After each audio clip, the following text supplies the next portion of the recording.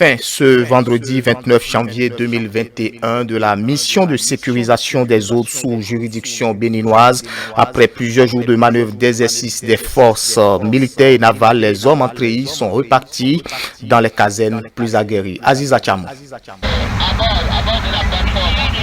C'est l'opération Espadron, la troisième manœuvre militaire des forces navales béninoises après Nemo et Barracuda.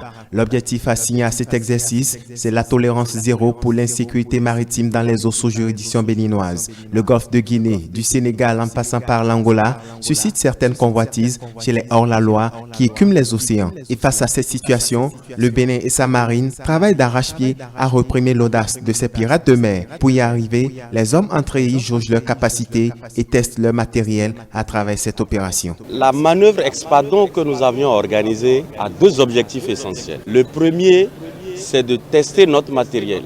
Le deuxième, c'est d'augmenter les capacités opérationnelles de nos hommes. Nous sommes au terme de ces exercices, donc 4 scénarios essentiels ont été joués. Au nombre de ces 4 scénarios, nous avons eu le dernier qui est la libération d'une plateforme. La libération de cette plateforme a vu la marine mettre en exergue 3 types de personnel. Premièrement, le personnel navigant. Deuxièmement, les fusiliers pour les actions coup de force en mer. Et troisièmement, le personnel SAR, c'est-à-dire recherche et sauvetage en mer. Comme vous l'avez constaté, nous pouvons dire à la date d'aujourd'hui que les objectifs sont largement atteints. Ce qu'on attendait de nos hommes, on a vu. Les forces militaires navales, en initiant cet exercice de simulation, visent un seul objectif, la sécurisation des rades, afin de rendre plus compétitif le port autonome de Cotonou. Le travail de la mer, c'est un travail qui évolue constamment. C'est un travail en perpétuel recommencement. Nous avons retrouvé des failles et ça, c'est l'homme. Ça veut dire que nous allons continuer de travailler pour corriger ces petites erreurs qui existent pour que nous soyons toujours performants, que nos hommes se mettent au diapason des autres camarades, des autres marines et qu'au moment où on fera des activités multinationales, on soit plus performants que certains et qu'on soit à la limite de ceux que nous pensons être au top aujourd'hui. Nous avions obtenu le résultat qu'on veut.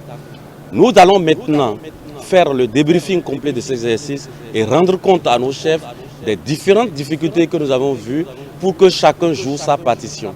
En sachant qu'une opération n'est pas que militaire, il y a la partie militaire, il y a la partie politique, pour que tout le monde concourt à une seule chose, la sécurisation de notre rade.